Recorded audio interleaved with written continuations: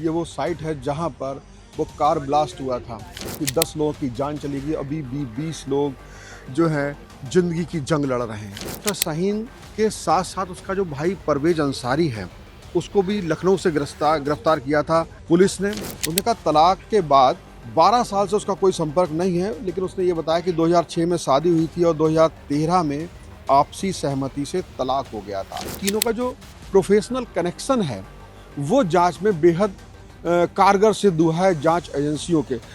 नमस्कार, आप देख रहे हैं वन इंडिया, मैं हूं शिवेंद्र गौड़ और मैं जब भी इस साइट पर आता हूं, ये वो साइट है जहां पर वो कार ब्लास्ट हुआ था।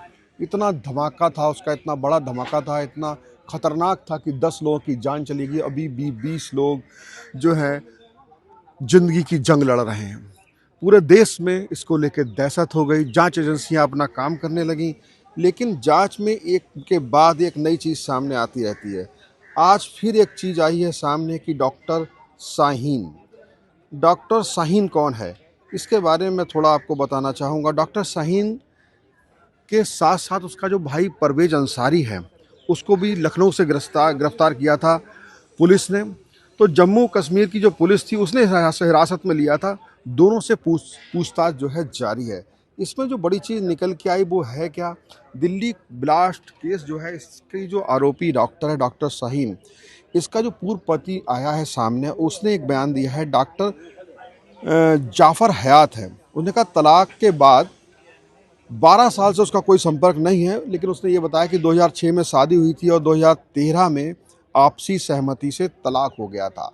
तो उस समय शाहीन जो है अक्सर इनसे कहती थी कि विदेश जाने की बात करती, तो कहती थी ऑस्ट्रेलिया यूरोप में बसने का सुझाव देती थी, कहती वहाँ पर डॉक्टर्स की ज़्यादा मांग है। लेकिन डॉक्टर जाफ़र उन्होंने कहा कि मैं कानपुर में ही खुश हूँ। उन्होंने उसकी इस ख्वाहिश को इनकार कर दिया और धीरे धीरे ये जो थी उसके तलाक की तरफ बात बढ़ गई। डॉक्टर शाहीन ने अपने 2 बच्चों को भी डॉक्टर जाफ़र हयात के पास छोड़ दिया, बताया जा रहा। उसके बाद ये जो है अल फलाह यूनिवर्सिटी में चली गई। यहाँ पर इनको जब पता लगा, डॉक्टर जाफ़र की बात जब आई, जिनको पता लगा, उन्हें लगा कि अभी जब जानकारी हुई गिरफ्तारी की, तब उन्होंने ये बात मीडिया के सामने आके कही है। हालांकि जो डॉक्टर शाहीन है, जो परवेज अंसारी जो उनका भाई है, उसको जब लखनऊ से गिरफ्तार किया गया, ये कंधारी बाजार लखनऊ से गिरफ्तार किया गया।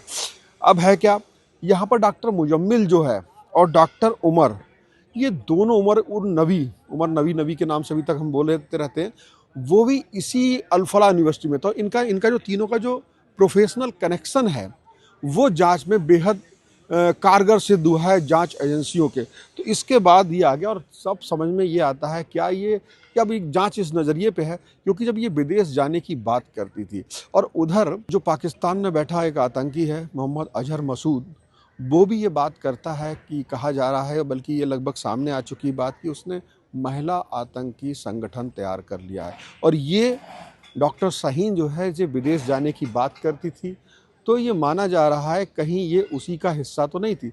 लेकिन अभी जांच एजेंसियां इन दोनों बिंदु पे काम कर रही हैं। क्या ये भारत के अंदर फैला वाइट कॉलर टेरर नेटवर्क है, या इसके तार विदेशों से भी जुड़े हैं, जहां पर अब महिला, इस तरह की पढ़ी लिखी महिला भी उससे जुड़कर भारत के लिए खतरा बन सकती हैं। तो ये अभी एक नई अपडेट है डॉक्टर शाहीन को लेकर के, जिसमें आप समझ पाएंगे कि किस तरीके से ये बड़ी घटना होने जा रही थी।